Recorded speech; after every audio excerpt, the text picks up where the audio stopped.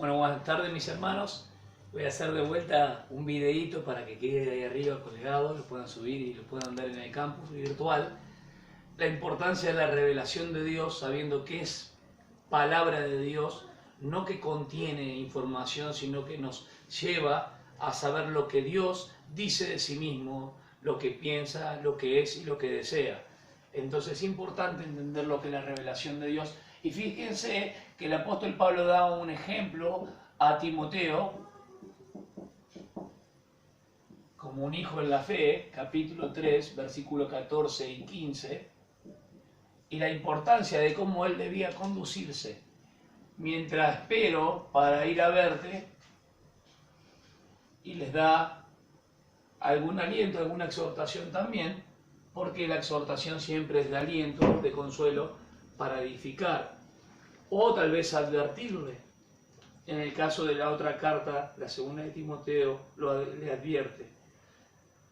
Capítulo 3, versículos 14 y 15 dice: te escribo estas cosas con la esperanza de ir pronto, pero si tardo, para que sepas cómo hay que comportarse o portarse en la casa de Dios, que es la iglesia del Dios vivo, columna y fundamento de la verdad. Después desarrolla el versículo 16, ¿cuál es el misterio de la piedad? Que Cristo fue hecho carne, justificado en espíritu, visto por los ángeles, manifestado a los hombres, proclamado en el mundo. No solamente que Dios se encarnó en ese momento de que habitó entre nosotros, sino que fue manifestado en la carne, justificado por la obra del Espíritu, según Romanos capítulo 1, versículo 4. El Espíritu del Señor está sobre él.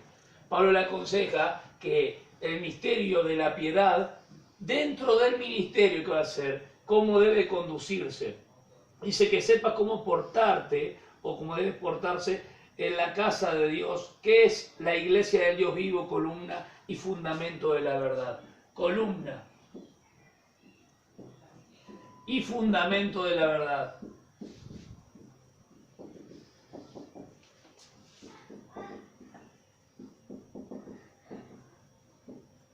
Jesús dijo en Juan capítulo 17, santifícalos en tu verdad, tu palabra es verdad. La iglesia tiene que estar sobre el fundamento que es Cristo. Cristo es la roca, según la confesión de Pedro, que Pedro hace sobre Cristo en Mateo capítulo 16, versículo 16. Y Jesús le dice que Él es la roca. Y sobre esta confesión, la roca, dice: edificaré mi iglesia. Ahora no nos vamos a detener en toda esta confesión, pero esta es la única iglesia de Cristo donde en todo el mundo y por todo lugar está extendida en iglesias locales. El apóstol Pablo, en esto que él escribe, Timoteo estaba en Éfeso. Qué significativo para él que estaba en Éfeso, donde estaba una obra arquitectónica majestuosa de la diosa Diana, que contaba de 127 columnas. Toma esta figura impresionante para mostrarle que la iglesia única de Dios tiene un montón de columnas que está por diferentes lugares y que él tenía que ser responsable de cómo se conducía en la iglesia local. Cuando habla de columna está hablando de la exposición de las escrituras, la exposición de la verdad, del fundamento, soporte o sostén. Son acepciones que tienen que ver con lo firme o lo sólido que es la columna, porque la roca es Cristo. Sobre edificados en la roca que es Cristo. La iglesia local tiene que estar sí o sí sobre edificada en la roca que es Cristo.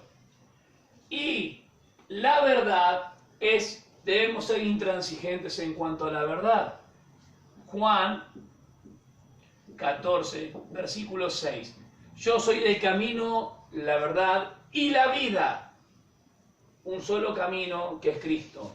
Primera de Corintios, capítulo 3, versículo del 9 si quieren, hasta el 19 mismo. Hay una exhortación en cuanto a las obras que pasan por el fuego y no tendrán recompensas. Y hay otras obras del creyente que recibirán recompensa. Entonces es importante no solamente decir, creo en Cristo como el fundamento único, sino crecer y ser sobreedificados. Para eso debemos ser enseñados, para eso debemos ser sensibles y escuchar a Dios a través de su palabra, la única verdad, para que sepa cómo ha de conducirte. Columna y fundamento de la verdad.